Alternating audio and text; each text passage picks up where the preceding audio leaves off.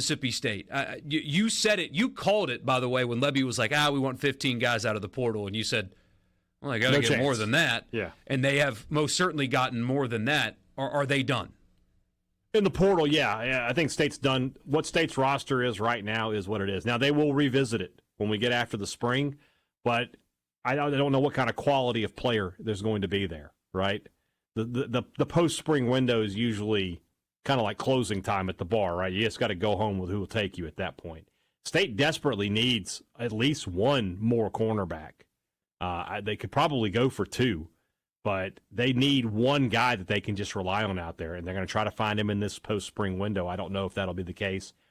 And then, obviously, if some players were to pop up, a quality offensive lineman, a quality wide receiver, maybe a tight end, I don't know, maybe an edge that you just couldn't pass up and had interest in Mississippi State, they would pursue them. But by and large, what State's roster is today is what State's roster will be when we get to week one. And forgive me if I'm putting words in your mouth here. A few weeks ago, you were, I guess, concerned that the class wasn't enough for them to have a dramatic turnaround in 2025. Do you still share that sentiment, or am I mischaracterizing you completely? Well, no, you're spot on, especially when you consider what State's schedule is. I mean, you look at their class. I feel like they built up their depth, and they've got some better options as far as starters go, especially on the defensive side of the ball. But did they get any real difference makers? I don't think so. I don't think they got a guy that that changes the way I'm going to look at this defense. And then, of course, on top of that, I have to see Coleman Hutzler coach it well on top of that. So that's something I can't see until we get into the season. So, yeah, when you look at State's schedule, I mean, they could be a better team and still go 4-8, 5-7. But it's going to be a really, really tough road for Jeff Lebby. I just don't see a lot of difference makers on the defensive side of the ball. The schedule release for 2026, when this current group of teams for State changes, is going to hit. Yeah, it's going to be good. It's going to hit great.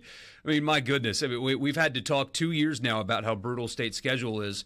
426, I mean, you'll have some of the same teams on it, of course, because it's a 16-team league. But no, you shouldn't have any of the same teams except for Ole Miss. Except for Ole Miss, that you're going to get. I mean, I know they're better, but you'll get Vanderbilt. You get Vandy, South Carolina, Kentucky, Oklahoma. I mean, all of those are. I'd rather play them than the team State's playing this year. No doubt. Auburn, too. We also got this message. And, hey, Dad, I think in hindsight, the quarterback situation, Jeff Lebby handled it beautifully. But here's the message. I think State would have loved to have kept Van Buren.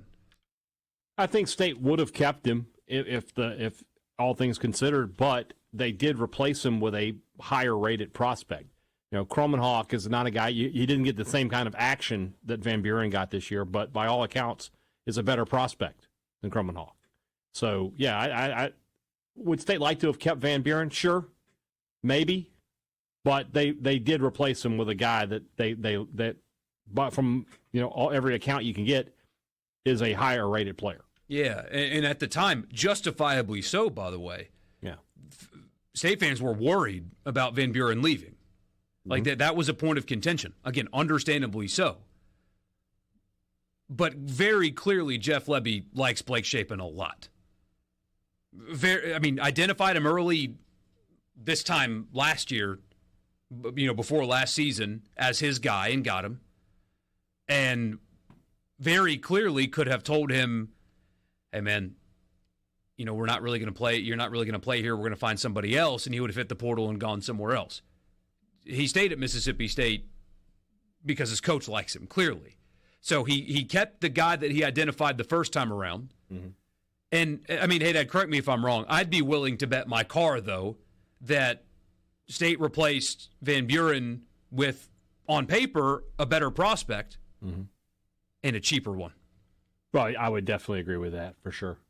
So you save money, you get a prospect that, on paper, is better, and you also kept your guy. Yeah. I mean, that is coming out of the quarterback situation as good. Jeff Lebby won the quarterback situation anyway. He handled that well, and that is a win for him in State this offseason, is how that shook out. 100%. Yeah. I mean, and don't forget that State wanted Jackson Arnold badly. That was I think he was option A.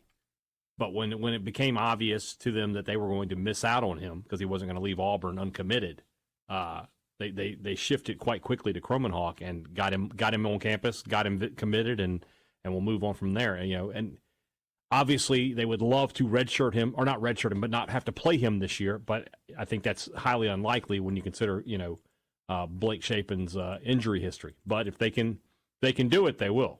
And even still, I mean, they can play him in 4 games without having to burn a red shirt. And apparently, if the House settlement goes through this summer, this is the only thing we'll talk about House settlement today, Haddad. If that goes through this summer, hey, Dad, I was just talking fast and fumbling on my words. I do that all the time. Yeah, it's a problem for a professional talker, but it is. That a 5-year eligibility will likely follow. Yeah. So if the opportunity presents itself, you're going to see a lot of Kromenhoek this year. That would be nice, but we'll see. We shall see. Sports Talk Mississippi, glad you guys are with us. Somebody says, don't forget they have the future in Kamario Taylor. I mean, I think Taylor is an outstanding and exciting prospect, but I just can't get fired up for young players anymore. I just can't. Now, Taylor's maybe a little different because he's a Mississippi kid and he's got a lot of connections to Mississippi State, but it's just tough. That being said, when you look at State's quarterback recruiting and the guys they're looking at in 26, it's kind of obvious they're probably not going to get as good a prospect as they got in this class because people see Taylor, they see the depth chart, they see Kromenhoek and Taylor, and they're like, it's a tough spot right there. So won't be surprised if State doesn't get a highly rated quarterback. A good quarterback, sure, but a highly rated one, maybe not.